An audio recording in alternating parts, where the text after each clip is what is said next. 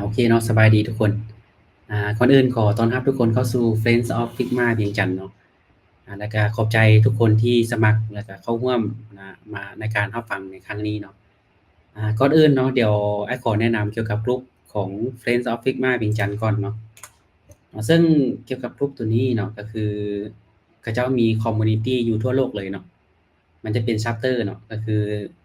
อย่างเช่นคือ RC ของเราเนาะมันก็จะมีหลายๆ chapter อย่างเช่นAOF Bangkok เนาะแล้วก็จะมี AOF ที่เป็นในส่วนของจาการ์ตาต่างๆเนาะแล้วก็ในนั้นก็จะมี AOF เวียงจันทน์ก็คืออยู่ในลาวของเราเนาะซึ่งคอมมูนิตีตัวนี้หลักๆเขาเจ้าก็เน้นในเรื่องของการแบ่งปันประสบการณ์ในเรื่องของการออกแบบพรอดักต์แล้วก็คนที่ใช้เครื่องมืออย่างเช่นFigma เนาะก็คือเป็นหลักเลยตัวนี้เนาะในเรื่องของการอัปเดต trend หรือว่ามีฟีเจอร์ใหม่ๆเกี่ยวกับ Figma เขาเจ้าก็จะมาอัปเดตอยู่ในงานตัวนี้เนาะแล้วก็นอกจากคอมมูนิตีตัวนี้เนาะซึ่งอยู่ในลาวเราก็จะมีกลุ่มที่เป็น Facebook กลุ่มเนาะก็คือ FF เวียงจันทน์เนาะก็สามารถจอยเพื่อแลกเปลี่ยนนำกันได้เนาะซึ่งมื้อนี้เนาะในคอร์สของเราก็ถือว่ามาฮอดในหัวข้อที่7แล้วเนาะก็คือเราจัดกันมาก็หลายหัวข้อสมควรเนาะซึ่งหัวข้อนี้เนาะก็คือจะเว้าเกี่ยวกับเรื่องของการเฮ็ด prototype หรือmastering Figma prototype นี่แหละเนาะหลังจากที่เราดีไซน์ UI แล้วสิเนาะเราจะเฮ็ด prototype แนวใดเพื่อให้มันน่าสนใจหรือมันจะช่วยให้ผู้ใช้สนใจเกี่ยวกับ product ของเราได้แนวใดเนาะก็คือเราได้อ่าแขกรับเชิญเนาะก็คือทางภูเพชรเนาะจันทรังสีซึ่งเป็น UX UI designer จากAF Group เนาะที่ให้เกียรติงานของเราเนาะในการจะนำเสนอเกี่ยวกับเรื่องของprototype โอเคต่อไปเดี๋ยวไอ้เชิญทางงานแฮปปี้ขึ้นต่อเลยเนาะโอเคเนาะขอบใจเนาะไอ้เมื่อกี้เนาะเรามาเริ่มกันเลยเราจะเริ่มใช้สกรีนของเราเลยเนาะ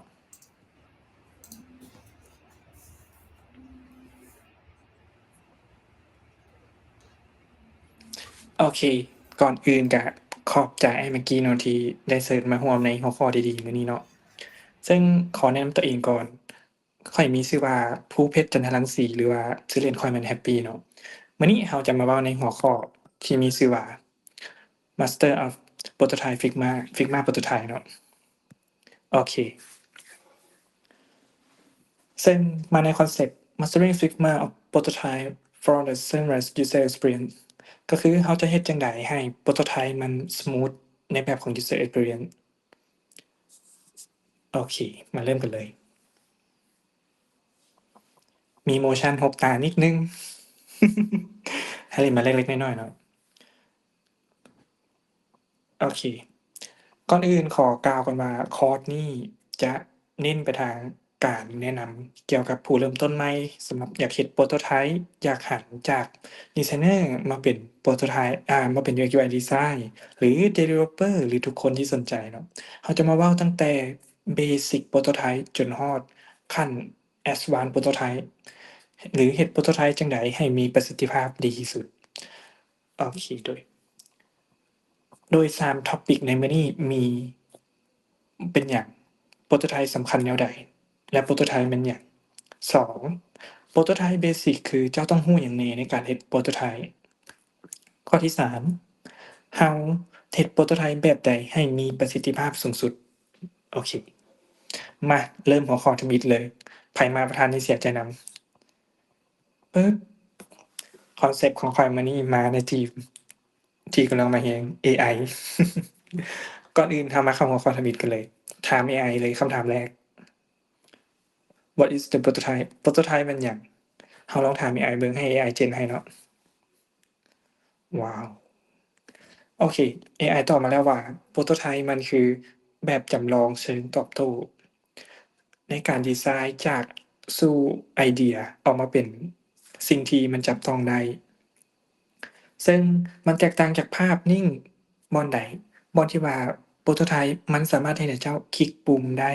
เห็นการเปลี่ยนจากหน้าหนึ่งไปอีกหน้าหนึ่งแล้วเห็นแอนิเมชันในการสร้างทุกอย่างเช่นกดปุ่มแล้วมีแอนิเมชันจั่งใดเปลี่ยนหน้ามีแอนิเมชันจั่งใดและมันสามารถ Test User Flow ได้ อเคคำถามต่อมา แล้วโปรโตไทป์มันสำคัญแนวใดเป็นหยังเราต้องมีโปรโตไทป์แน่นอนคือเก่าเลย AI Gen ให้ โอเค 1 โปรโตไทป์อย่างที่กล่าวมาเมื่อกี้นี้โปรโตไทป์ turns idea into experience ก็คือเปลี่ยนจากไอเดียมาเป็นประสบการณ์เราจะมีปัญหาที่ว่าเราเห็นดีไซน์ UI เห็นปุ่มดีไซน์ เห็น wireframe แต่เราบ่เห็นการเฮ็ดเวียกของมัน โปรโตไทป์จะมาช่วยแก้ไขปัญหาตัวนี้ได้ เพราะโปรโตไทป์มันจะแสดงการเฮ็ดเวียกของ element นั้นๆใน UI ของเราเช่นเราเห็นดีไซน์ปุ่ม แต่เราบ่รู้เลยว่าปุ่มนี้กดแล้วเกิดหยังขึ้น หรือเฮ็ดเวียกแนวใด ถ้าเรามีโปรโตไทป์ที่สามารถคลิกได้กดได้เราจะเห็นเลยว่า มันคลิกแล้วโอเค มันยุบลงแบบนี้นะ มันให้ความรู้สึก user feeling แบบนี้นะ อันนี้โปรโตไทป์มันจะช่วยได้ดีหลายในการเปลี่ยนไอเดียมาสู่ประสบการณ์ 2 มันจะเซฟทั้งเงินและเวลาของเจ้า หลายเทื่อเลยเนาะที่ทางอ่า UX UI หรือว่าทางผู้ออกแบบกับทางลูกค้ากับ developer มีความเข้าใจบ่ตรงกัน เนื่องจากเห็นแค่ภาพนิ่ง โอเค example ตัวนี้ ถ้าข้อยเอา UI ที่เป็นภาพนิ่ง เห็นปุ่มแบบนี้ Dev อาจจะเข้าใจแค่ว่าโอเคข้อยคลิกแล้วมัน navigate ไปหน้าอื่นบ่ได้มี interaction หยังแต่ถ้าข้อยมีโปรโตไทป์ข้อยจะสามารถแสดงให้ Dev เห็นได้ว่าโอเคคลิกแล้วมันจะมีแอนิเมชันแบบนี้นะกดลงแล้วมันจะเด้งลงแบบนี้ซึ่งมันเซฟเวลาและเซฟเงินได้หลายกว่าในการที่ Dev เขียนไปแล้วต้องแนะนำแก้ไขโคดที่เราบอกถ้าเราเฮ็ดแบบนี้ Dev จะเข้าใจลูกค้าจะเข้าใจเราก็ยินดีเลยที่แสดงไอเดียไปแล้วทุกคนเข้าใจ Dev ก็จะเขียนโคดตามที่เราออกแบบของหัวข้อที่ 3 Help your test early ก็คือมันจะช่วยให้เราเทสต์ได้ไวขึ้นถ้าหากปกติแล้วเราจะเทสต์เราต้องมี Product มาเทสต์ก่อนก็คือต้องเขียนโคดแล้วเฮ็ดเป็น Product เอาไปให้ลูกค้าแล้วจึงเทสต์ซึ่งถ้าเรามีโปรโตไทป์เราสามารถนำเอาตัวโปรโตไทป์นั้นไปเทสต์ในบางส่วนที่เป็นติดต่อกับยูสเซอร์โดยตรงได้เช่นการเทสต์ใน e-commerce ถ้าเราเขียนโคดแล้วจึงมาให้ยูสเซอร์ไปใส่กดกดเครื่องเข้ากตาจ่ายเงินเป็นแนวใดอิหยังต่างๆบอกเลยว่าใช้เวลาโดนแต่ถ้าเรามี UI แล้วเรามาเฮ็ดเป็นโปรโตไทป์แล้วไปให้ยูสเซอร์เทสต์มันจะช่วยเซฟเวลาได้หลายเลยในการเทสต์แล้วยูสเซอร์เทสต์มาจะเห็นปัญหาเราก็นำมาแก้มันเฮ็ดให้เราสามารถคอนโทรลเวลาได้ไวขึ้นถ้าเรามีเวลาจำกัดไว้เท่านี้ถ้าเราเทสต์ก่อนโอ้โฮมันเป็นการเซฟเวลาที่มหาศาล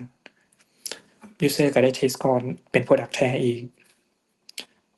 ต่อมาข้อที่ 4 Show the motion and the micro interaction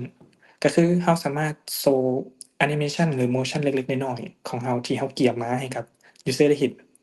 ถ้ามันเป็น UI ธรรมดาที่เป็น static design เลยแน่นอนว่าเราจะเห็นแค่2มิติก็คือเรียบๆไปเลย x กับ y แต่ถ้า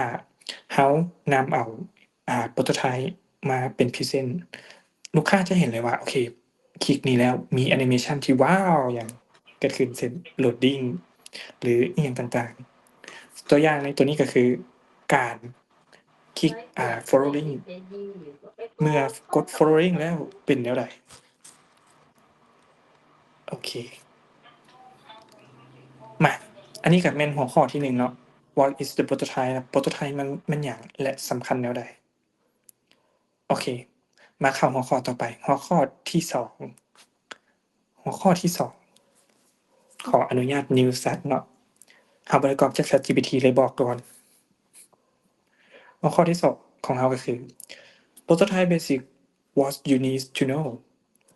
Prototype Basic เจ้าต้องรู้หยังแหน่โอเคแน่นอน AI Gen ให้ใน Prototype Basic เนาะเราต้องรู้1ก็คือ Prototype แบ่งออกเป็นจาก level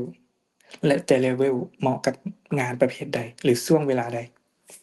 Prototype ทุกตัวเนาะจะมีอยู่ low fidelity mid fidelity and high fidelity อธิบายโลก่อนโลนี่จะเป็นโปรโตไทป์แบบ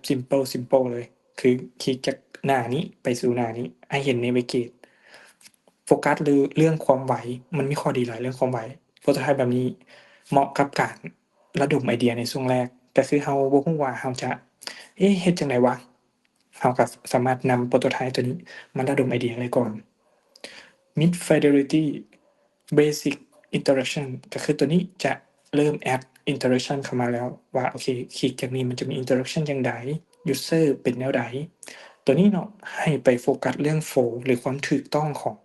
การใช้งานลำดับข้อมูลและเหมาะกับช่วงเวลาของในการ trace user journey หลายตัวนี้ถ้าอยู่ในช่วงเวลา trace user journey แนะนำให้ใช้ Mid Fidelity ส่วน High Fidelity Pixel Perfect Visual ก็คือตัวนี้จะใกล้เคียงความเป็นจริงมากที่สุดเป็นโปรโตไทป์ที่แบบเหมือนกับของแท้ ตัวนี้ให้โฟกัสอยู่ความสมจริงของ Product หรือว่าของโปรโตไทป์ตัวนั้น ถ้าโปรโตไทป์เราสามารถมี Register ลงทะเบียน Add สินค้าอิหยังต่างๆอยู่นี่ต้องมีครบคือกัน เหมาะกับการไปเดโมให้กับลูกค้าหรือว่า Developer หรือเอาไปพรีเซนต์ให้กับผู้ที่มาจ้างเราเฮ็ดเนาะ นี่คือโปรโตไทป์ใน3 level ที่กล่าวมา เหมาะกับช่วงเวลาใด ต้องโฟกัสอยู่จุดใด ตัวนี้มีคำตอบ ต่อมา Key Components of the Prototype ในทุกๆ Prototype เลย ทุกเส้นต้องประกอบด้วย 3 สิ่งหลักๆ สิ่งแรกคือ Trigger 2 คือ Action 3 คือ Feedback Trigger ก็คือเมื่อเราสิ่งกระตุ้นเนาะ Trigger สิ่งกระตุ้นเมื่อเราไปเฮ็ดอิหยังจักอย่างกับส่วนใดส่วนหนึ่งมันจะเกิดหยังขึ้นเช่นเมื่อเราคลิกเมื่อเรา hover เมื่อเรากดคีย์บอร์ดหรือว่าเมื่อเราเอาเมาส์ขึ้นเมาส์ลงมันจะเกิดหยังขึ้นตัวนี้คือ Trigger Action ก็คือ what happen next เมื่อมีสิ่งกระตุ้นแล้วมันจะเกิดอิหยังขึ้นต่อไปเช่นเมื่อคลิกจะ navigate ไปหน้าอื่นหรือเมื่อ hover ปุ่มจะเปลี่ยนสีหรือแนวใดอันนี้คือสิ่งที่มันจะเกิดขึ้นในต่อไปหลังจาก trigger แล้ว feedback ก็คือสิ่งที่มันจะตอบให้คืนมาหรือ how does the design respond ก็คือมันจะ respond หยังมาให้เราคืนหลังจากที่มันไปหน้านี้แล้วมันเกิดหยังขึ้นต่อเช่นถ้าเรา hover ใส่ button จะเปลี่ยนสีถ้าเราคลิกปุ่มนี้จะพาไปสู่หน้าอื่นซึ่งหน้าอื่นจะเป็นแนวใดอันนี้คือ feedback ที่มันจะตอบกลับเราถ้ามาเบิ่งในรูปของ Figma ในเส้น prototype เส้นหนึ่งเนาะ1จะมีอยู่ trigger คือเมื่อหยังในตัวนี้ตัวอย่างคือเมื่อคลิก action คือหยัง action คือ navigate to ไปไสไปสไลด์ที่ 16.9/6 แล้ว feedback ของมันคือหยัง feedback ของมันคือมันจะเล่นแอนิเมชันตัวนี้แล้ว curve มีเท่าใด duration เท่าใดอันนี้คือสิ่งที่เรากำหนดใน1เส้น prototype จะประกอบด้วย3สิ่งหลักๆ trigger action and feedback โอเคทวนคืนอีกรอบหนึ่งเนาะ trigger คือสิ่งกระตุ้นที่เราจะเฮ็ดกับ element นั้นๆหรือว่าwidget นั้นๆเนาะเช่นปุ่ม text field หรือว่าทุกสิ่งเนาะที่มันเป็นสิ่งที่เราอยากให้มันเกิดแอกชันกับตัวนั้นนั่นมันคือ trigger action คือหลังจากที่เรากด trigger แล้วมันจะเกิดหยังขึ้นเช่นเปลี่ยนไปหน้าอื่นขึ้นเป็น overlay play animation อันนั้นคือแอกชันที่มันจะเกิดขึ้นแล้ว feedback ก็คือมันจะ respond หยังคืนมาให้เราเช่นถ้าเอาเมาส์ไป hover ใส่ปุ่มจะเปลี่ยนสี feedback ของมันคือเปลี่ยนสีนั่นคือ feedback หรือว่าผลที่จะตอบกลับให้เราโอเคนี่เป็นเบสิกพื้นฐานที่ต้องรู้ก่อนที่จะเฮ็ดโปรโตไทป์แล้วหัวข้อที่3ขออนุญาต New Set เนาะ New Set อีกครั้งหนึ่งหัวข้อที่3นี่จะค่อนข้างสำคัญเพราะมันคือการนำทางสู่ Baby Prototype ไปสู่ Mastering Prototype เราสิเป็นมาสเตอร์ได้เราต้องรู้จากหัวข้อตัวนี้ ก็คือเฮ็ดจั่งใดให้โปรโตไทป์มีประสิทธิภาพหลายที่สุด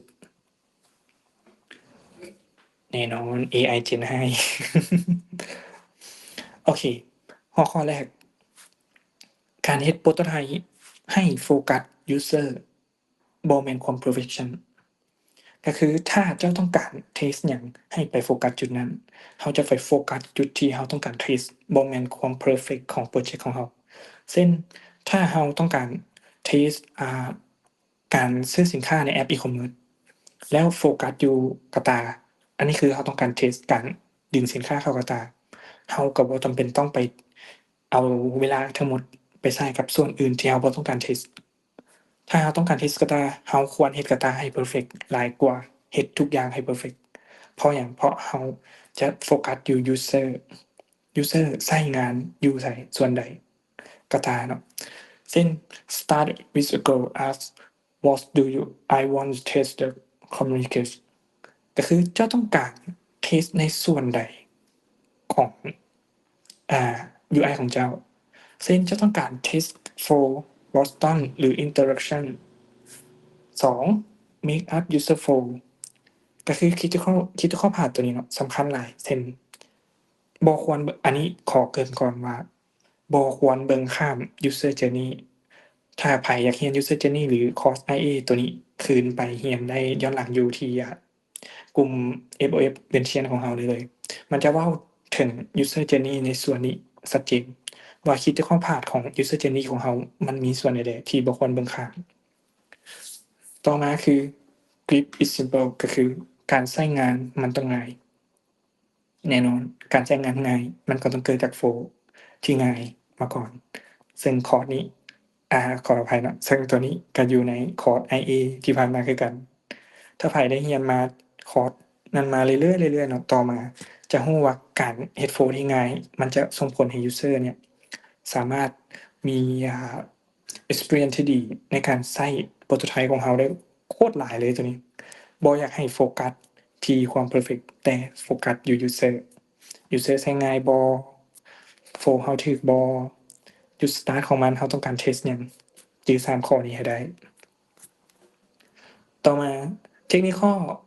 check request for the using components variance and auto-layout เดี๋ยวตัวนี้แถมมาให้อีกอันหนึ่งก็คือ variable ซึ่ง AI บ่ gen ให้ซึ่งเราก็บ่ค่อย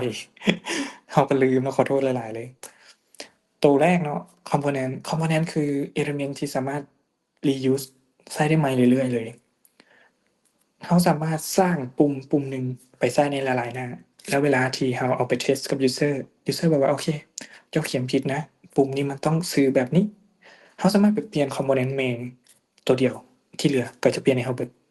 ซึ่งมันจะเซฟเวลาในการเฮ็ดโปรโตไทป์ให้เราโคตรหลายเลยถ้าเราไปเปลี่ยนทีละปุ่มบอกเลยว่าโคตรเสียเวลาถ้ามี10ปุ่มเปลี่ยน10เส้นแต่ถ้าเรามี component เราสามารถเปลี่ยนเส้นเดียวเป็น10ปุ่มได้โอเคตัวต่อมาก็คือ variance ตัวนี้มันมีข้อดีว่ามันเป็น multi status มันสามารถเฮ็ดให้1 component มีหลาย status ได้เช่น text field เรา1 text field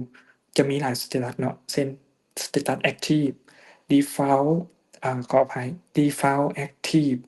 visible inactive เป็นแนวใดมี3-4 status โอ้ถ้าจะไปสร้าง component ทุกอันยุ่งยาก Figma เขาเจ้าเฮ็ดให้มี variance เป็น multi status in the one component ก็คือ1 component มีหลาย status ตัวอย่างเนาะตัวนี้คือตัวอย่างการใช้ component และมี variance อยู่ข้างในตัวนี้เดี๋ยวอธิบายน้ำหลังเนาะตัวต่อมาก็คือ small efforts big impact เสียเวลาจักเล็กน้อยเนาะเพื่อสร้างสิ่งที่ยิ่งใหญ่ขึ้นมามันโคตรมีผลในการที่สิ่งเล็กๆน้อยๆหรือ interaction เล็กๆน้อยๆของเราเนี่ยที่เราสร้างไปมันโคตรมีผลในการสร้าง user experience ที่ดีให้กับ user เลยถ้าเรายอมเสียเวลาในการ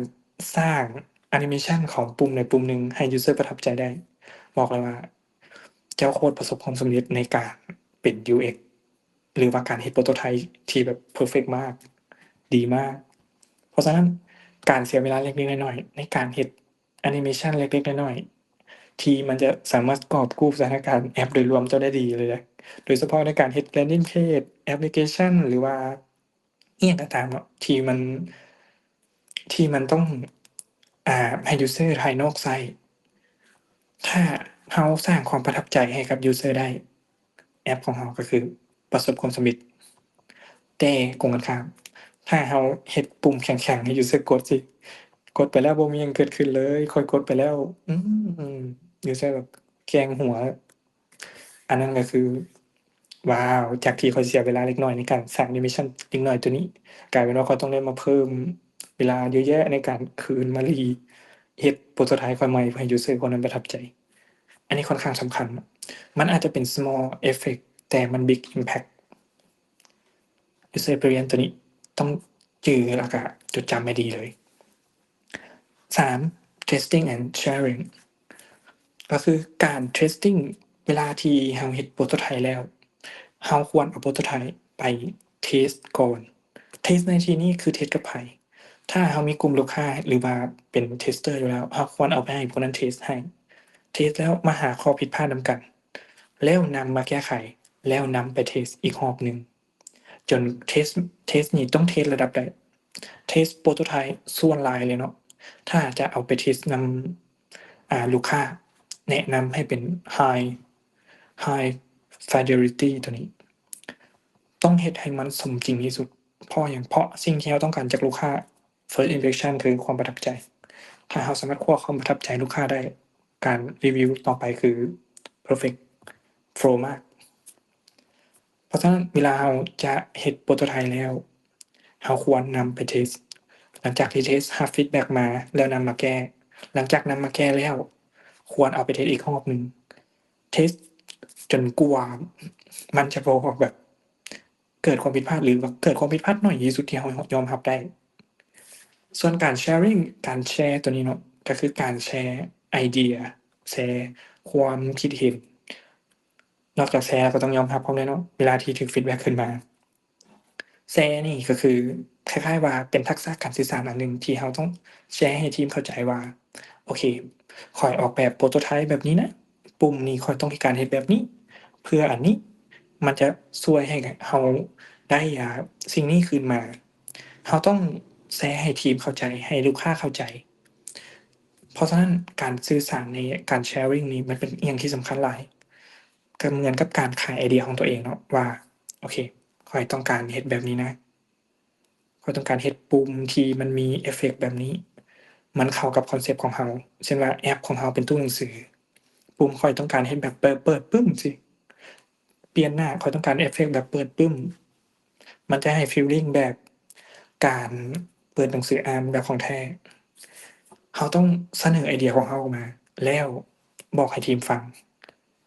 มันคือการ sharing ทีมเฮ็ดได้ลูกค้าเวิร์กเราโคตรโอเคเลยโอเคนี่คือ3สิ่งหลักๆที่เฮ็ดจั่งใดให้คอมเฮ็ดจั่งใดให้โปรโตไทป์ของเรามีความแบบโพรเฟสชันนัลแล้วก็มีประสิทธิภาพดีสูงเฮ็ดให้ลูกค้าประทับใจได้และมันจะเป็นสกิลหนึ่งที่เฮ็ดให้ทุกคนจดจำเจ้าได้บอกเลยว่าคนที่เฮ็ดโปรโตไทป์เก่งในลาวนี่เห็นน้อยหลายเพราะว่า1หลายบริษัทเนาะมันต้องการความไวในการแข่งขันเนาะสูงซึ่งในปัจจุบันมันก็มีหลายเครื่องมือแล้วแหละที่ช่วยเรามาเฮ็ดโปรโตไทป์ในตัวนี้บ่ได้มีแต่ Figma เนาะก็อาจจะมี Protopie หรือว่า Anima อิหยังต่างๆที่จะมาช่วยเราเฮ็ดโปรโตไทป์ให้มันมีความสมจริงหลายขึ้นทั้งคลิกปุ่มได้ทั้งกรอก text field ได้อิหยังต่างๆนี่ก็เป็นจบ3 topic ที่เรากล่าวมาแล้วสำหรับไผบ่ทันเนาะสามารถยกมือถามคืนได้เนาะอาจจะเป็นหลังจากนี้โอเคก่อนจะจากไปเราขออนุญาตฝากคอร์สไว้ก่อนคอร์สทำอิฐก็คือเทรนด์ของ UI ในปี2025นี้มันจะเป็นเทรนด์แนวใดคอร์สที่2ก็คือ Mastering High Fidelity Prototype มันสร้างจั่งใดอันนี้เราจะมาจับมือสอนตั้งแต่เริ่มต้นจนฮอด Mastering ของ High Fidelity เลย fidelity ที่สมบูรณ์ที่สุดขออภัย prototype ที่สมบูรณ์ที่สุดควรเป็น prototype แบบใด ตัวต่อมาก็คือการสร้าง prototype 3D แบบเบสิกควรเริ่มจังใดอันนี้เป็นเทรนด์กำลังมาเลย สปอยไว้ก่อน prototype 3D นี่ค่อนข้างมาแรงในช่วงนี้ แล้วมันก็ค่อนข้างใช้สกิลหรือว่าเอฟเฟกต์อหย่างค่อนข้างหลายตัวนี้ โอเค นี่ก็เป็นทั้งหมดในคอร์สของมื้อนี้แล้วเนาะ อันนี้ก็ขอบใจทุกคนเนาะที่อดทนฟังกันมาได้จนฮอดซุมื้อนี้ สำหรับไผที่ฟังจบแล้วเนาะก็แม่นช่วง Q&A เลยไผมีไผอยากถามอิหยังบ่เนาะ กลับไปคอร์สเมื่อกี้อ้ายสิซื้อคอร์สเนี่ยซื้อแนวใดตอนนี้ ซื้อคอร์สเนาะ เออ คอร์สตัวนี้มันเป็นคอร์สฟรี ซึ่งถ้าอยากสนใจอยากเรียนเนาะแม่นอินบ็อกซ์มาหลังไมค์หรือ อ๋อ ถ้าติดตามอีกประมาณเดือนหน้าเราจะสร้างเพจของเราขึ้นมาแล้วให้ทุกคนไปติดตามอยู่หั่นมันเป็นคอร์สฟรีเลยทุกคนบ่เสียค่าใช้จ่ายหยังอาจจะเป็นคอร์สออนไลน์หรือออฟไลน์ก็ได้ แล้วแต่ช่วงสถานการณ์ช่วงนั้นมันสะดวกส่ำใดแต่สปอยล์ไว้คร่าวๆว่ามันจะมีการจัดคอร์สแบบนี้แน่นอน โอเคซั้นก่อนอื่นไปสร้างเพจก่อนเนาะ ที่จริง โอเค มีแล้วแหละ เอาว่ะบัวมาแชร์เลยว่ะ ยัง โอเค บ่อยากสปอยล์ thank you happy เนาะก็เป็น prototype เนาะแล้วก็เนื้อหาก็จะเกี่ยวกับ prototype เนาะแล้วก็ในสไลด์ก็จะเป็น prototype แม่นบ่ ที่ ก็คือ เซอร์ไพรส์กว่านั้นก็คือสไลด์ที่เราเอามาเสนอมื้อนี้คือโปรโต โอ ไท เค ป์ อืม นี่เนาะ อ่า โปรโตไทป์ที่เราเอามาเรายินดีแชร์ให้เบิ่งเลย อืม โอเค มาฮอดตอนนี้เนาะข้อยคิดว่าทุกคนมีคำถาม คิดออกบ่ อาจจะเปิดตัวสไลด์ที่ Happy เฮ็ดเมื่อกี้มันเป็นอะไรมันมีเส้น prototype หลายบ่ เส้นโปรโตไทป์ตัวนี้เราค่อนข้างมีหน่อย ใช้คำว่าหน่อย โอเค อืม เพราะว่าเคยเฮ็ดโปรโตไทป์ระดับนี้มันโอ้โฮยุ่งยากมาก แยกเป็นเฟรมแม่นบ่กดไปเลยเนาะนี่เนาะ มันเราจะผสมกันทั้ง frame variable แล้วก็ variance อือฮึ ทุกข้อที่ข้อยกล่าวมาเนี่ยข้อยนำมาใส่โปรโตไทป์ตัวนี้ได้ อืม ที่จริงมันสามารถเฮ็ดสั้นกว่านี้ก็ได้ แต่ย้านทุกคนบ่เข้าใจ ก็เลยขอเฮ็ดยาวๆไว้ก่อนจ้ะเพื่ออธิบายง่ายขึ้นเนาะ ถ้าเบิ่งเอฟเฟกต์ของไอ้พวกโปรโตไทป์พวกนี้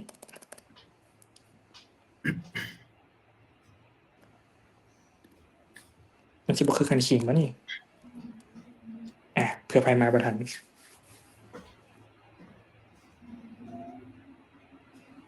ขออนุญาต โอเค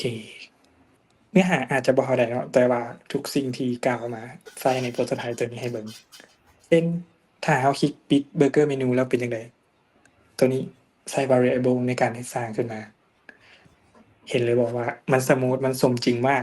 ข้อยปิดแล้วอันนี้ไปนำ ข้อยเปิดแล้วอันนี้ขึ้นมา ว้าว ในแต่ก่อนนี่เฮ็ดบ่ได้เลย หรือว่าเฮ็ดได้ก็ต้องได้ยุ่งวุ่นวายโคตรหลายเลย แต่ปัจจุบันมีตัว variable มาช่วย มีไผสนใจในจุดใดเป็นพิเศษ หรือว่าอยากถามเทคนิคอิหยังสามารถกล่าวมาได้เนาะ หรือว่ามาบ่ทันบ่คือหยังต่างๆเนาะ ไอ้แม็ก เวลา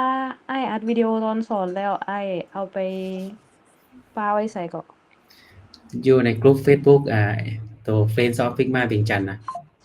น้องได้จอยบ่ มัน โดยเดี๋ยวสิเบิ่ง โอเค เดี๋ยวกลับเบิ่งก็ได้ เดี๋ยวอ้ายส่งเป็นลิงก์อันนี้ไว้ให้ก็ได้ เด้อขอบใจ มันจะเป็นเรคคอร์ดที่เราตั้งแต่คอร์สแรกพู้นแหละ ก็สามารถกลับไปเบิ่งคืนได้เนาะอ้ายส่งอยู่ในแชตนี้เด้อกลุ่ม ถ้าบ่มีไผถาม เดี๋ยวเราสิเข้าอธิบายต่อในแต่ละส่วนที่เราเอานำมาใส่จั่งใดเนาะ อือฮึ เพื่อให้มันครบเวลาเราเลย ในภาคส่วนของแอนิเมชันตรงนี้ข้อยเฮ็ดนี่คือ frame by frame เลย ก็คือจากเฟรม1ไปเฟรม2จัดอิหยังจั่งใดเนาะ ส่วนในภาคส่วนของการปิดเปิด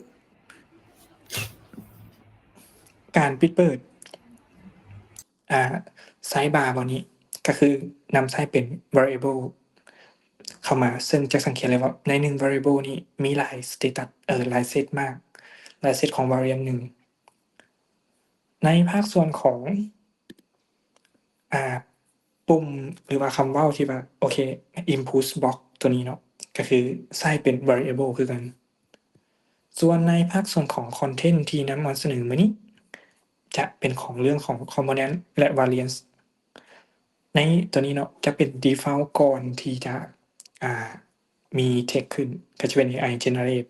หรือว่า motion ตัวนี้เล็กน้อยซึ่งตัวนี้ motion ตัวนี้เฮ็ดด้วย GIF เนาะเอา GIF มาส่วนในภาคส่วนของพวกนี้เนาะก็คือมันจะเป็นภาคส่วนของเรื่องของoverlay swap overlay และก็ close เนาะอันนี้ก็เป็นเทคนิคทั้งหมดที่นำมาใช้ในprototype ตัวนี้ซึ่งแต่ละสเต็ปมีการเฮ็ดที่บ่คือกันจักอันเช่นถ้าเป็นการ navigate หน้าจากสกรีน1ไปสกรีน2ก็แค่เพียงคลิกเลือกแล้วเลือกว่าโอเคข้อยต้องการให้คลิกบอนใดแล้วจะไปสกรีนนี้ก็แค่ดึงแล้วก็ลากเส้น prototype มาเลยแบบนี้ก็คือสำเร็จแล้วก็แค่มาเลือกว่าทริกเกอร์มันหยังอย่าลืมนะว่าทริกเกอร์คือสิ่งกระตุ้นเฮาสิกระตุ้นปุ่มนี้แล้วให้มันเฮ็ดหยัง navigate ก็คือกระตุ้นแล้วไปหน้านี้แล้วฟีดแบ็กของมันคือมันจะแสดง Smart Animate ของตัวนี้โอเคนี่คือทริกเกอร์ของมันส่วน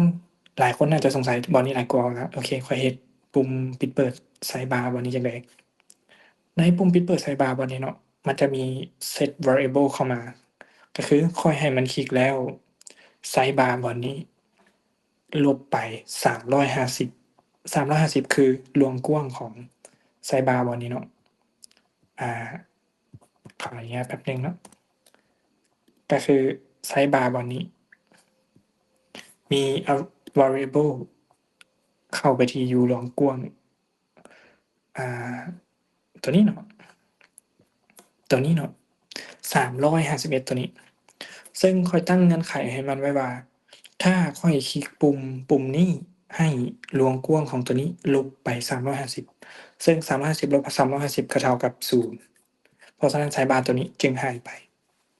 แล้วข้อยเซตเติมอีกว่าถ้าข้อยคลิกไซด์บาร์บอนี้ให้ท็อปบาร์บอนี้ยืดออกมาอีก351ซึ่งหมายความว่าถ้าเฮาคลิกปุ่มเดียวเนาะมันสามารถเฮ็ดแอกชันได้ถึง2แอกชัน3แอกชันหรือหลายกว่าหั้นได้เลยเช่น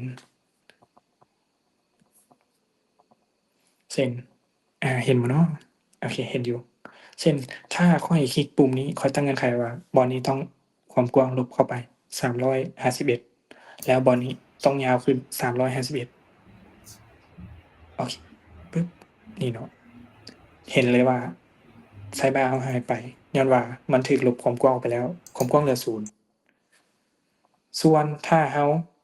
คลิกอีกบาร์หนึ่งแน่นอนปุ่มเดียวกันเฮ็ด2แอกชันบ่ได้เพราะฉะนั้นข้อยจึงสร้างอีกปุ่มหนึ่งขึ้นมานี่เนาะอีกปุ่มหนึ่งบอนี้ปุ่มนี้จะเป็นปุ่มขยายไซด์บาร์ซึ่งมันมีvariant หรือว่าเงื่อนไขที่ตรงกันข้ามกับตัวเมื่อกี้นี้ก็คือถ้าข้อยคลิกปุ่มนี้ให้มันบวกมาอีก351แล้วถ้าข้อยคลิกบวกปุ่มนี้ให้ไซด์บาร์นี้ลบเหลือ300ลบไป351คือกันขอโทษเนาะบวกไปอีก351คือกันเฮ็ดให้ไซด์บาร์กับท็อปบาร์มันสามารถนิ่งได้และเข้ามาอยู่ช่วงแบบเหมือนเก่าเลยคือเก่าประมาณว่ามันเป็นสภาพก่อนและหลังนี่เนาะปึ๊บคลิกปึ๊บกดเข้าไปแล้วคลิกอีกบันหนึ่งคือขยายออกมา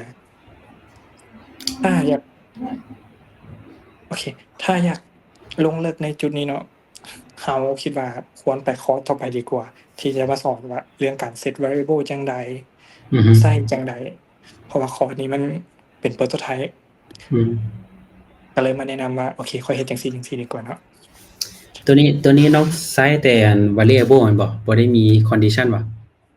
ตัวนี้บ่ได้ใช้ condition เลยเพราะว่า condition มันต้องมีเงื่อนไขที่ถึงถูกถึงผิด ซึ่งถามว่าสามารถใช้ condition ได้บ่สามารถใช้ได้เนาะแต่สำหรับเราแนะว่ามันควรเป็นแบบ2ทางดีกว่า อืม คล้ายๆว่าถ้าปุ่มนี้คลิกปุ่มนี้แล้วถ้ามันถูกมันต้องเฮ็ดเงื่อนไขนี้ ถ้ามันผิดมันต้องเฮ็ดเงื่อนไขนี้ อันนี้คือเราคิดว่า variant มันเหมาะสมกับตัวที่มีสเตตัสเดียวแล้วกว่า แต่เห็นน้องเฮ็ด2ปุ่มแม่นบ่ แม่นๆแต่ถามว่าใช้ได้บ่เราตอบแล้วว่าเราใช้ได้ แต่เราใช้แล้วเรางงเราก็เลยโอเคค่อยเปลี่ยนใช้แบบนี้ดีกว่า โอเคเพราะที่จริงคันใช้ condition กับเฮ็ดปุ่มเดียวหั่นแหละ แม่ แต่ น บ่ต้องแยก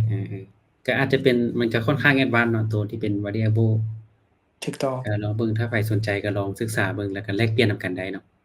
แต่ก็ แม่น รู้สึกว่าตัว account ฟรีมันก็มีข้อจำกัดอยู่ในการสร้างเงื่อนไขต่างๆ ของที่เป็นlocal variable รู้สึกว่า account ฟรีบ่สามารถใช้ variable ได้ มันกำหนดค่าสีค่าหยังได้อยู่เนาะแต่เงื่อนไขบอกมันหยังบ่ได้ condition พวกพวก text variance พวก string มันหยังอันมันใส่ได้อยู่ แม่น แต่เงื่อนไขพวกนี้น่าจะบ่ได้ แม่นหรือถ้าใครมีคำถามก็บ่อยากถามบ่นี้เนาะก็ติดต่อหลังไมค์มาถามกันได้เนาะแลกเปลี่ยนกัน ก็นี่แหละตามที่เข้าอยู่นำกันเนาะอยู่ไปใส่อยู่เงียบไปอยู่ ตั้งใจฟัง หลับ นี่แหละฟัง โอ้ตั้งใจฟังติโอเคเป็นอะไรโปรโตไทป์เนี่ยแฮปปี้ใช้เวลาเฮ็ดจักมื้อนี่ เวลาหาคอนเทนต์ทางมื้อเดียว เวลาเฮ็ดโปรโตไทป์3 มื้อ เป็น4มื้อ สมพอบ่เฮ็ดลบนำไผ งงเฮ็ด Advanced Prototype อยู่เนาะ มันก็ค่อนข้างแอดวานซ์สำหรับเราระดับหนึ่งเลย เพราะว่าหยังเพราะว่าส่วนหลายเราจะมักใช้โปรโตไทป์แบบเฟรม by เฟรมเพราะว่ามันง่าย แล้วมันเห็นภาพเลยว่าโอเค เปลี่ยนจากเฟรมนี้ไปเฟรมนี้จังใดเรารู้สึกว่าแบบนั้นมันค่อนข้างเบสิกแล้วก็ก็ดีที่เราสามารถนำมาใช้ได้ มีแม่นบ่ ถามถึงสไลด์อันแฮปปี้เฮ็ดอันที่ว่าลุงมนๆหั่นน่ะแม่นเราเฮ็ดอันเป็นตัวไทยว่าหรือว่าเป็นคลิปเท่ดี อ๋อตัวบานได้ว่า แม่น เป็นกิ ๆ ฟ เท่ ต์ ดีอะนะอ๋อแม่นโอเคเขาจะดูว่าตัวไทยแล้วมันลิงก์อย่างนั้นแม่น โอ้โห มีคำถามหยังอีกบ่เกี่ยวกับเรื่องโปรโตไทป์ที่จริงตัวของ Happy นี่ก็ค่อนข้าง Advanced เนาะมันบ่แม่นแค่ลากมันบ่แม่นแค่ลากๆแหละมันเป็นเรื่องโลโคเรื่อง variant มันหยังมาเข้ามานำนะ แม่นเราก็กังวลอยู่ว่าโอเคเราเอาคอๆนี่มาเฮ็ดขนาดนี้มันสิเข้าใจได้บ่แต่เราสังเกตว่าโอเค คนที่เข้ามาที่ผ่านมาก็เป็นไปทุกคนแล้วเราคิดว่าเสนอตัวนี้ไปมันน่าจะว้าว อือฮึเพราะว่าแหละคันลากๆไปบ่อันนี้มันก็เบสิกก็ไอ้ว่าทุกคนก็น่าจะรู้แล้วนะ แม่นทุกคนที่เป็น UX น่าจะรู้อยู่แล้ว แต่ว่า ต้อง ที่ ให้ จริ บ่ ง แม่น UX ก็น่าจะรู้แหละ ยังอีกคอร์สหนึงก็ได้เด้ Happy เป็น วิ ค ธี อร์ส ใช้ เกี่ยว พ กั ว บ ก หยัง local variable เลยสิ อ๋อ สอนตัวที่แอคชั่นคือน้องใส่เมื่อกี้เนาะมันจะมีพวกที่เป็นอัน trigger แม่นบ่มีแอคชั่นมีแอนิเมชันเนี่ยมันใช้แบบใดสินะ on click on hover แนวใดสินะอีกหัวข้อหนึงก็ยังได้เนาะ ไอ้แม็กเซียบอกว่าตอนแรกเขาว่าสิอธิบายตรงนั้น บ่เป็นหยังซำนี้ก็ได้เนาะตัวนี้เขาก็เว้าเกี่ยวกับความหมายของโปรโตไทป์แล้วก็มันก็เว้าถึงข้อดีเนาะเป็นหยังเราต้องเฮ็ดโปรโตไทป์แทนที่จะเฮ็ด UI แล้วก็เอาไปเข้า PowerPoint แล้วก็ next slide ให้เขา โอ้ เป็นหยังคือบ่เฮ็ดแบบนั้นซะนะบ่ บ่มันในมุมนำเสนอมันก็เป็นแบบนั้นก็ได้เดะ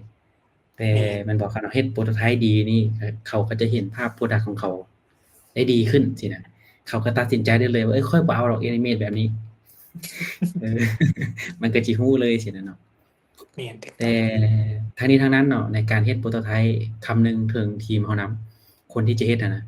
เนาะถ้าสมมุติว่าเป็น animate ที่คือที่มันหมุนอยู่นี่นะที่ Happy เฮ็ดเฮาก็ควรที่จะเฮ็ดเป็นกิฟเป็นหยังให้เขาเนาะ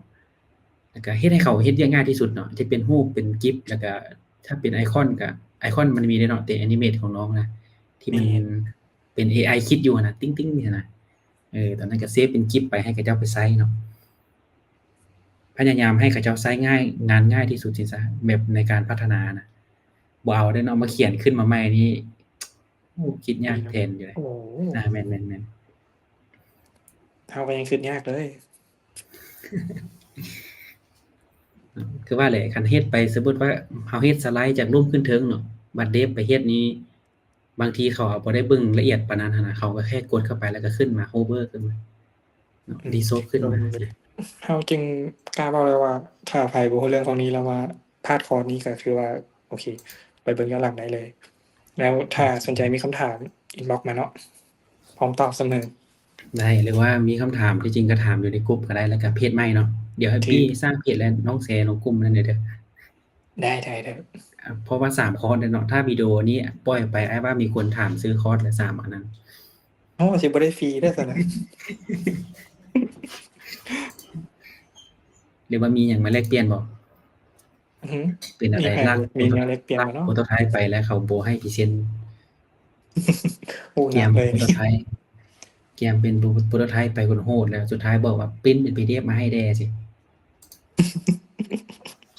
กำมัดเลยได้บ่ เจอแบบนั้นกำมัดเลยเนาะ เพราะมันอาจจะมีบางเทื่อแม่นบ่ในมุมพรีเซนต์เขาก็บ่ถามซะว่าเขาอยากกวดดีไซน์ของเขาแบบใดสินะที่จริงมันอยู่ขั้นตอน UI เพิ่นซ้ำกันนู่นน่ะปิ้นเป็น UI ไปกวดสินะแต่ว่าในมุมโปรโตไทป์คือเขาอยากให้เห็นว่าระบบของเรามันอินเตอร์แอคกับยูสเซอร์หรือเวลายูสเซอร์กดน่ะมันเป็นแนวใดหั่นซื่อๆเนาะตอนนี้ ที่ มันมีแอนิเมชันแบบใดสินะแล้วก็ลูกค้าส่วนหลายเขาก็คาดหวังแหละคือหน้าโฮมสินะหน้าที่เป็นเว็บไซต์เนาะ landing มันโหลดขึ้นมาแบบใดสิมันเรื่องนี้ก็สำคัญคือกันเนาะสังเกตโลดเนาะเว็บ landing ปัจจุบันนี้มันค่อนข้างโหดๆนิดนึงเนาะคือเมาส์นะว่าสิเอาเมาส์ไปวางนี่มันแล่นนำเลย อันน่ะเห็นอันนั้นเลยอีกก็แล้วไฟล์ AI นะตัวไว้เจนภาพนะ อืม อ๋อ หน้าเว็บของมันเลย ลากเมาส์แล้วควันฟุ้งอ่ะ ที่จริงอ่ะ แต่อย่าลืมว่าโอเค มาถามหน่อยหนึง โอเค คือ อันนี้อาจจะเป็นแบบในมุมสนทนากันเนาะก็คือแบบว่า คือเวลาที่เราเฮ็ดโปรโตไทป์ไปเนาะลูกค้าบอกว่า อันโคมันว้าวกว่านี้อะนะก็เลยว่าในมุมที่ว้าวหั่นนะดีไซเนอร์อันแบบมีหลักการคิดแนวใดแบบ ให้มันตอบโจทย์สำหรับเขาเจ้าตัวนี้ ให้ปีตอบ ถ้าแม่นข้อยที่เจอโจทย์แบบนี้เนาะที่ว่า โอเคข้อยต้องการโปรโตไทป์ที่มันว้าวกว่านี้เราจะถามก่อนเลยทมิตที่ว้าวคืออ้ายอยากว้าวแบบใด โอเค ก็คือเขาบอกอะไรว่า user มันต้องเป็นตัวตั้ง ถ้า user บอกว่าข้อยบ่ฮู้ข้อยต้องการให้มันว้าวกว่านี้เราก็ต้องกลับคืนมาเบิ่งคอนเซปต์เราว่าเว็บของเราอะมันเป็นเว็บหยังแล้วสิ่งที่จะเฮ็ดให้มันว้าวได้มีหยังแหน่แล้วนำเอาไอเดียพวกนั้นน่ะไปเสนอให้กับ user หรือว่าลูกค้า เช่น ถ้าเว็บเราเป็นตู้หนังสือ user บอกว่าการเปลี่ยนหน้าของมันน่ะบ่ว้าวเลย ค่อยคลิกแล้วมันก็สไลด์ไป แล้วข้อยบ่ฮู้ว่าข้อยสิบอกเจ้าจังไดว่าข้อยอยากได้ให้มันว้าว หน้าที่ของเราเลย คือ1คิดว่าคอนเซปต์ของเราคือตู้หนังสือ ตู้หนังสือเนี่ย มันมีหยังแหน่ที่จะให้มันว้าวในเว็บไซต์ข้อยอาจจะจับหนังสือเล่มหนึงมาแล้วทำท่าเปิด โอ้ว้าว ถ้าเราสามารถเฮ็ดเว็บเราให้มันสามารถเปิดได้คือหนังสือนำไอเดียนี้เฮ็ดเป็นโปรโตไทป์ระดับ low fidelity แล้วเอาไปลงกับทีม approve ก่อนได้แล้วจึงไปลงกับลูกค้า เพราะว่าถ้าเอาเฮ็ดมาแล้วทีมเฮ็ดบ่ได้เนี่ยอันนี้ก็ชิบหายกัน โอเค ไปลงกับทีม ผ่านทีมแล้วจึงเอาไปเสนอลูกค้าว่า โอเคน้องคิดออกแล้วเด้อว่าเว็บไซต์เนี่ย มันเป็นคอนเซปต์ตัวหนังสือ น้องเลยว่าน้องจะเฮ็ดให้มันเปลี่ยนหน้าเพจเนี่ยให้แบบฟีลลิ่งแบบเปิดหนังสือคิดว่าไอเดียนี้เป็นแนวใดถ้าลูกค้าบอกว่าโอเค ดีเยี่ยมข้อยคิดคือเจ้าเลย อันนั้นก็คือ success แต่ถ้าลูกค้าบอกว่าคิดว่ามันอยากให้มันทันสมัยสิอยากให้มันทันสมัยกว่านี้สิก็กลับคืนโปรเซสเก่าไปคิดข้อเสนอให้ลูกค้าแม่น ทันสมัย สุดท้าย แบบใ อย่าลืมว่า ลูกค้าคือพระเจ้ายอมรับเลยคำนี้ถ้าเรารับเรียกมาแล้วเราเฮ็ดบ่ได้ในมุมของ การเฮ็ด UI เนาะถ้ารับงานมาแล้วเราต้องมีสัญญาเซ็นว่าโอเคข้อยเฮ็ดบ่ได้ข้อยต้องเสียหยังแหน่ถ้ารับผิดชอบได้ก็คือโอเคดีไป แต่ถ้ารับผิดชอบบ่ได้อันนี้เราคิดว่าต้องได้จนถึงที่สุดอะอันนี้คือเวียก freelance ที่มันเมื่อยโคตรๆเลยสำหรับเราในการรับความรับผิดชอบได้สุดท้าย process ของมันก็คือ นำเสนอไอเดีย ผ่านทีม ผ่านลูกค้า ถ้าบ่ผ่านคืนมาเฮ็ด process นี้คืนแม่น อืม ของเราแม่นประมาณนั้น คันตอบตัวอันคำถามของยูก็เฮาก็ทำความเข้าใจก่อนแหละ อันที่บ่เว้าของลูกค้ามันแม่นส่วนใดเนาะอันเว้าก็เว้าได้แหละว่าเอ้ยมันบ่เว้านะสินะเนาะแล้วตกลงมันแนวใดเนาะคันเอาแบบนึงที่แบบว่าเฮากำมัดใส่เลยเฮาก็สิบอกว่าแล้วเว้าของเจ้ามันเป็นแนวใดเนาะแล้วก็คือปัจจุบันคือกันมันก็มีเนาะคือสายกราฟิกก็บ่ว่าการออกแบบโลโก้นะที่ขอที่มันหรูหราแม่นบ่มันก็เป็นประมาณนี้เนาะ แต่สิ่งที่เฮ็ดเนาะคือประสบการณ์ที่อ้ายก็คืออ้ายก็ทำความเข้าใจแหละคำว่าว้าวของเขาแล้วก็หรูหราของเขามันเป็นแบบใดซึ่งเราสามารถเอา reference หรือเอาเป็น UI หรือ prototype ที่มันเคลื่อนไหวของ product อื่นนะซึ่งมันเป็นเว็บอื่นที่มันมีแอนิเมชันหรูหราแบบหนึ่งสิซะเราก็มาให้กับเจ้าเบิ่งว่ามันแบบใดให้กับเจ้าเลือก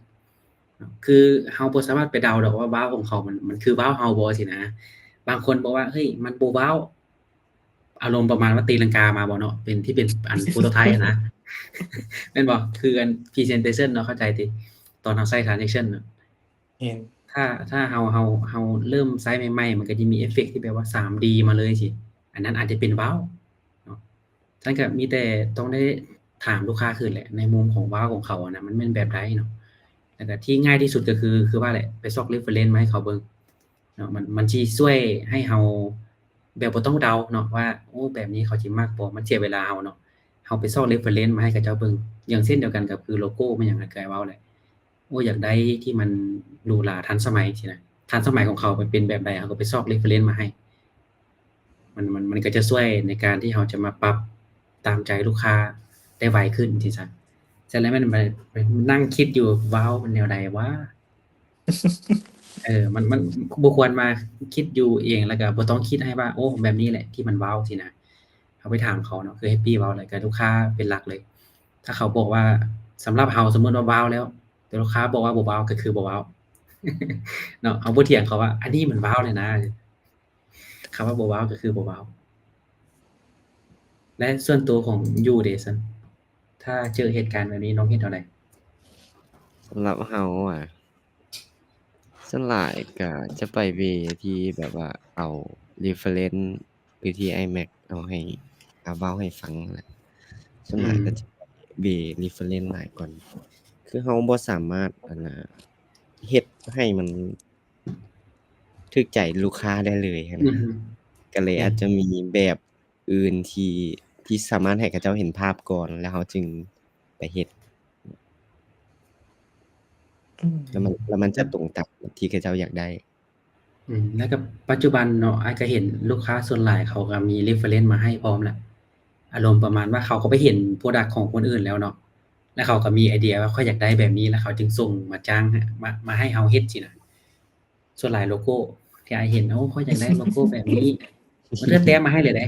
เนาะแต้มสิเจียเป็นลงมนเขียนหนังสืออยู่นี่เอาการ์ตูนใส่แต่บางครั้งนะสมมุติว่าคือเราเป็นในมุมดีไซเนอร์เราคิดหลายเราอยากเฮ็ดให้มันเพอร์เฟกต์ที่สุดสินะแต่ในมุมลูกค้าบ่แม่นเจ้าแค่แต้มมนเอาการ์ตูนมาใส่เขียน take off มนผ่าน มันก็เลยอารมณ์ประมาณว่า ถ้าเราบางทีเราคิดหลายโพดสินะแต่เขาก็บ่ได้ว่ามันที่งามสำหรับเขาสินะก็คือตามใจเขาโลดถ้าเขามี reference มาให้ง่ายเลยเนาะและมีแต่เรานี่แหละปรับแก้มันหยังให้แล้วก็เสริมในส่วนที่แบบว่ามันควรจะมีแล้วก็แนะนำเขาเจ้าไปครับอย่างเช่นเขาบอกว่าอยากได้สีตัวอย่างเนาะหนังสือสีขาวสิบัดแบ็กกราวนด์ที่เอามาก็คือสีแจ้งๆมันสิอ่านเอาได้สินะเราก็มีการแนะนำในส่วนที่แบบว่าเราก็มีไอเดียเรื่องออกแบบอยู่แล้วสิเราก็สามารถแนะนำเขาเจ้าได้แต่เรื่องเขาจะเอาหรือบ่เอาก็อันนั้นอีกเรื่องนึงเนาะ ปัญหาเนี้ยรักเลย ก็ร่วมกันแหละหลักๆมันบ่ตามที่ยูตอบหรือแฮปปี้ตอบก็คือกัน สุดท้ายมันก็เบียนมาว่าต้องลงกันแหละบ่ต้องมโนว่าโอ้ลูกค้าอยากได้แบบนี้แล้วเรามานั่งลงทีมซะสมมุติว่าทีม10 20คนก็ยากสุดท้ายลูกค้าบ่รู้เรื่องนะเราสิบอกว่าเวิร์กแล้วสิสุดท้ายไปหาลูกค้าตุ้ม บ่มีทาง ลูกค้าบ่เอา นะแล้วก็คือแม่นบ่เฮาเฮ็ดอย่างปัจจุบันมันก็เป็นประมาณนี้ก็เลยว่าหลีกเลี่ยงได้เนาะผู้ใดที่บ่มีการตัดสินใจที่โอเคแท้ๆน่ะเขาไปหาผู้นั้นก่อน ผู้ใดที่มีสิว่าจังได๋มีสิทธิ์เนาะในการเลือกสินะเขาจะบ่มโนไปเองสิถ้าเสร็จแล้วแม่นไปหาสุดท้ายก็คือเก่าบ่เอาดอก มีตัวอื่นอีกบ่มีไผมาอยากแชร์บ่เกี่ยวกับเรื่องคำถามที่อยู่ถาม มีกรณีหนึ่งที่เคยเจอมาน่าจะประมาณปีก่อนแหละ คือเป็นงานที่ลูกค้ามีการตัดสินใจหลายคนหั้นน่ะแต่ดันลูกค้าดันบ่ลงกันบ่เว้ากันเลย ผู้หนึงมักแบบหนึงอีกผู้หนึงมักแบบหนึงอะนะ อืม ไอ้คิดว่าควรหาใช้วิธีแก้ไขแนวใด คุ้นๆเลยคือโปรเจกต์ใดโปรเจกต์หนึงเว้ย เพราะว่ามันบ่แม่นคันเฮ็ดแบบนั้นก็คือเมื่อยเฮาล้าเนาะที่จริงแต่ละพรอเจกต์มันจะมีเขาเอิ้นเจ้าของโครงการเนาะก็คือหัวหน้าเขาอะนะแบบสมมุติว่า2คนประสานงานซะแล้ว2คนก็ยังบ่มักคือกันแล้วสิเนาะก็วิธีแก้ก็คือเอาไปพาดหัวหน้าเขาเลย ต้องใหญ่กว่า เอ้ากระแท้ฉันสิเฮ็ดอะไรเฮ็ด2แบบให้เขาเลยใช่ป่ะมันก็บ่เฮ็ดบ่ได้หันนะ เว้าเรื่อง คือบ่มี การ เสริมแล้วอืม มันมีประสบการณ์นั้นคนหัวลุกบ่คือแบบ ประ ว่า มาณใด ลิงก์เส้นโปรโตไทป์หลายๆเส้นนะแล้วเวลาไปนำเสนอนะลูกค้าบอกว่าเอาอันนี้ออกให้แหน่แล้วต้องกลับมาแก้ให้ เอาปุ๊บเอาหยังออกสิป่ะ แม่นมา ปุ่ม แก้ นี้บ่ แล้ว มีเด้ออ้ายเด้อ เพิ่มอันนี้อันนั้นเข้าไปสินะ อืม คิด เพ ว่า ราะ เจอ มัน ทุก มัน คน ก็มี มันก็มีต่างแต่ว่าขึ้นกับว่าเฮาที่จัดการกับมันเว้าเรื่องคอมโพเนนต์เลยซะคือให้ปี้กับเว้าตอนเริ่มต้นนั่นแหละสมมุติว่าอ่าปุ่ม create นี่นะ ถ้าสมมุติว่าเจ้าบ่ได้เฮ็ดเป็นคอมโพเนนต์ใดหนึ่งสิซะแต่ละหน้าก็คือแยกกันเลยเนาะอย่างเช่นเขาบอกว่า เอ้ยปุ่มนี้ค่อยสิลิงก์ไปหาอีกเพจหนึ่งสิคันเฮาบ่เฮ็ดคอมโพเนนต์เมนไว้อะนะต้องได้มาลากคืนเทื่อหลานคืออยู่เว้าแหละกับปัญหาตัวนึงแต่เฮาก็มีวิธีแก้อยู่ถ้าสมมุติว่าปุ่มนี้มันลิงก์ไปหา10เพจซะสิเนาะก็คือแต่ละเพจมันก็จะต่างกันนะเนาะเฮาก็เฮ็ดตัวหนึงเป็นเมนไว้เคสนี้มันนั่นตัวอย่างที่เป็นอันเฮ็ดเมนูนะทางถึงที่เป็นโปรไฟล์ ส่วนหลายอ้ายก็จะเฮ็ดเป็นเมนไว้อันหนึงและแต่ละเฟรมมันจะมี100หน้ามี100เฟรมบ่หลายเท่าใดก็อย่าอาจจะใช้เมนตัวนี้ไปวางไว้แต่ละอันและส่วนที่กดแล้วมันขึ้นกล้องโปรไฟล์ก็มันมีอันเดียวนั่นแหละแล้วเวลาแก้มันก็แก้ง่าย แต่ถ้าบ่เฮ็ดแบบนั้นก็หัวลุกคืออยู่เว้าแหละ ประสบการณ์คนหัวลุกของดีไซเนอร์มือใหม่ เพราะว่าเจอทุกคนเลยอันนี้พอเริ่มต้นเฮ็ดโปรโตไทป์ต้องเฟรมต่อเฟรมแน่นอน มันคือความบันไลแห่งชาติ โอเค คิดว่าประมาณนี้เนาะแม่นบ่ แม่นๆเข้ามาประมาณนี้แหละเพราะพอดีเขามีแว็กทองนิดนึง ถ้าบ่มีคำถามหยังแล้วก็ขอบใจทางแฮปปี้เนาะที่สละเวลาเกี่ยมสไลด์แล้วก็มาแบ่งปันเกี่ยวกับเรื่องการเฮ็ดโปรโตไทป์เนาะก็หวังว่าจะมีหัวข้อใหม่ไวๆนี้แล้วก็มีคอร์สฟรีเนาะ3คอร์สเนาะ มี โอเคไวๆนี้แล้วก็จะแชร์ลงกลุ่ม Friends of Figma นำกันได้เนาะเพื่อมีไผสนใจก็ไปเรียนเนาะแล้วก็ขอบใจทุกคนที่เข้ามาตั้งแต่ต้นจนจบเนาะแล้วก็ถ้ามีคำถามหยังก็สามารถไปแลกเปลี่ยนกันในกลุ่ม Facebook ได้เนาะแล้วก็ฝากเลยเนาะอาทิตย์หน้าก็จะมีอีกหัวข้อหนึงเกี่ยวกับเรื่องของ Interaction Design สินะมันก็จะคล้ายๆกับการเฮ็ดแอนิเมชันการเฮ็ด motion ของ Figma แนวใดสิแหละก็มาเบิ่งนำกันเนาะทางนี้ก็ขอบใจทุกคนโอเค โอเคเข้าใจ โอเคthank you ขอบใจ AI กันเด้อ MT ขอบใจ